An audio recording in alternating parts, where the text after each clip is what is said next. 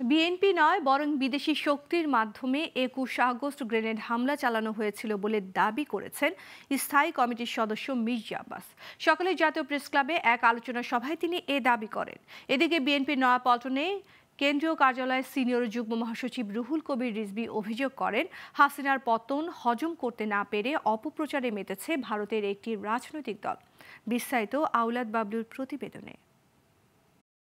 পতন ও পালিয়ে ভারতে আশ্রয় নেয়ার পর থেকেই মোদি ও তার গদি মিডিয়া বহুমাত্রিক ষড়যন্ত্র এবং অপপ্রচার চালিয়ে আসছে। ভারত সরকার মনে করে বাংলাদেশকে অষ্টম সিস্টার হিসেবে অন্তর্ভুক্ত করা গেলে নিরাপদ থাকবে তাদের সেভেন সিস্টার্স। তাই গত ১৫ বছর শেখ হাসিনাকে সামনে রেখে বাংলাদেশকে কার্যত দখল করে নেয়ার চেষ্টা চালিয়েছে ভারত। এমন সব অভিযোগ তুলে রোববার নয়াপল্টনে সংবাদ সম্মেলন করেন রুহুল কবির রিজভী। শেখ হাসিনার পতন হজম করতে পারছে না ভারত সরকার। তিনি বলেন, শেখ হাসিনার পতন হজম করতে পারছে না ভারত সরকার, তাই অপপ্রচারে মেতেছে দেশটির ক্ষমতাসীন দল বিজেপি ও তার সহযোগীরা। ভারতের এই আচরণ বাংলাদেশের অভ্যন্তরীণ বিষয়ে হস্তক্ষেপ ও স্বাধীনতা সার্বভৌমত্বের বিরুদ্ধে হুমকি বলেও মনে করেন তিনি।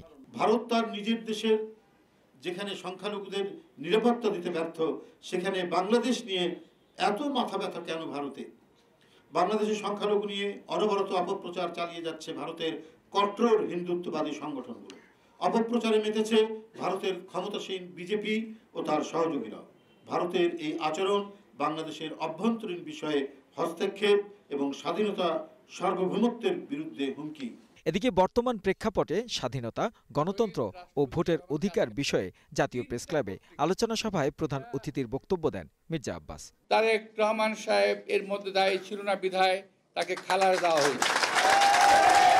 তিনি বলেন, ২১ আগস্ট গ্রেনেড হামলা পরিকল্পিত ও একটি বিদেশি শক্তির কাজ। এর সাথে বিএনপি কোনোভাবেই জড়িত নয়। অথচ এই ঘটনায় মিথ্যা মামলা সাজিয়ে তারেক রহমানকে সাজা দেওয়া হয়। এবার সেই মামলার রায়ে প্রমাণিত হয়েছে গ্রেনেড হামলায় জড়িত নন তারেক রহমান।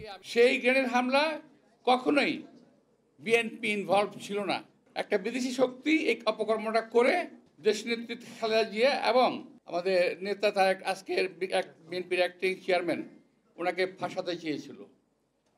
এবং ফাঁসাতে চেয়েছিল না শুধু, একটা ভুল মিথ্যা মামলা তৈরি করে সাজানো একটি গল্প তৈরি করে সেই গল্পের উপরে ভিত্তি করে তাকে সাজাও দিয়ে দিয়েছিল। বিএনপি শক্তিশালী গণতান্ত্রিক দল, অথচ দেশ ও বিদেশ থেকে বিএনপিকে আওয়ামী লীগের সঙ্গে ট্যাগ দেওয়ার চেষ্টা করছে বলেও অভিযোগ করেন মির্জা আব্বাস। চেয়ারম্যান নয়, আরও অনেককে সাজা দেওয়া হয়েছে। আওলাদ বাবলু, গ্লোবাল টেলিভিশন, ঢাকা।